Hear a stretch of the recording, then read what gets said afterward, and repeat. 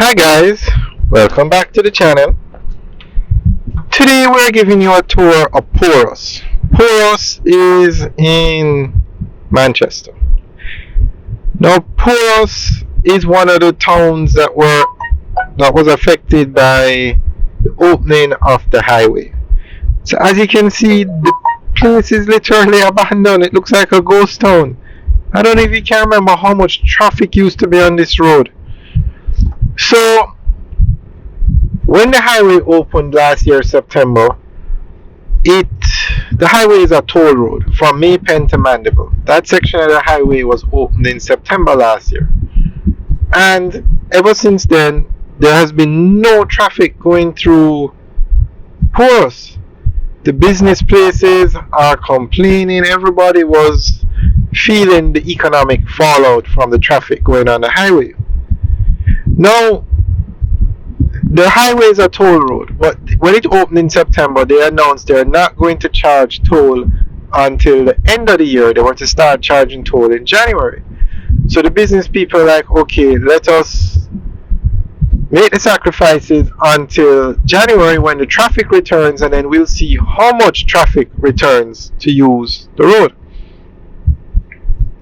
Because this road that you're looking at was the main road when you're going from Kingston on the south coast of the island to say Negril. So it had a lot of traffic. It was the main road. But now that people have an alternative route via the highway, people are using the highway. Not to mention the highway is free. Now it was announced when the highway opened, it was announced that they charge no toll until December. However, because of some issues between Trans Jamaica Highway and NROC that they have not resolved yet, it was announced that the highway will be free until the end of March this year. That's another 3 months. And at the rate that things are going, there are some people who have said that the highway will be free for the rest of the year. So places like Porus now are going to feel even more of an economic fallout, because not only do you have a highway, first class highway, kind of highway you would see in a first world country. Job well done to the government and to China Harbour Engineering Company. The government funded it and China Harbour Engineering Company built it. Job well done. But places like Porus now, Clarendon Park, places that were built on the main road because of the traffic on the main road, are feeling the economic fallout. I mean, look at the place. I don't know if you can remember how busy this place used to be. And then, to make matters worse, there's no exit for Porus on the highway or Clarendon Park, which I think was, I don't know if I would say oversight, but I've always said in watching these videos that these highways need more exits and entrances. People need to get on them easily and quickly. And this Highway 2000 East-West leg, the toll is very reasonable. It's not that expensive. But there is no exit for Porus. So if you're on the highway and you want to access Porus, you have to come off where the highway ends at Melrose Hill, go all the way up the Melrose Hill bypass, go to the Williamsfield roundabout, come all the way back down to the Melrose Hill bypass, and then go into Porus. When you're traveling from Kingston to Williamsfield, there is no exit for Porus. None. You have to do all of that. So by the time you do all of that, you reach Mandeville.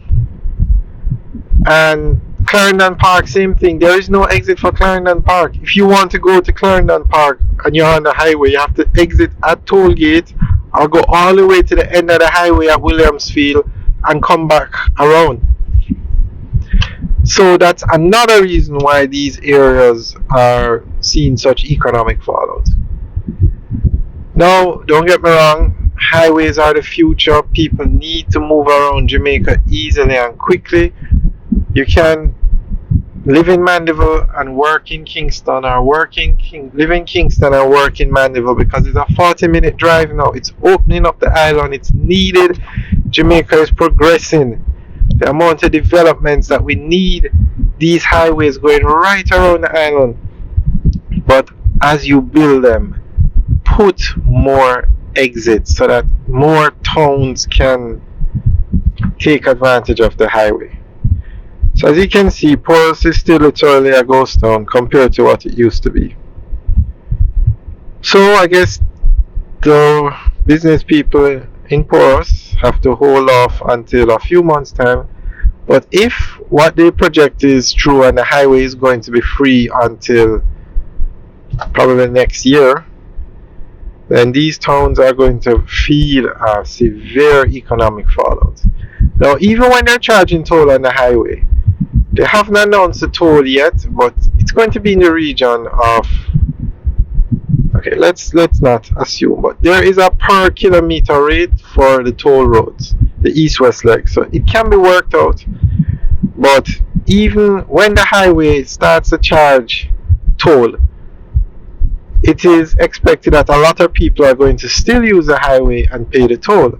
However, some won't, and so some traffic will come back to these areas. Nobody knows exactly how much, but as it is now with the highway free, this is what you get. And it can't get any worse it can only get better when they start to charge a toll.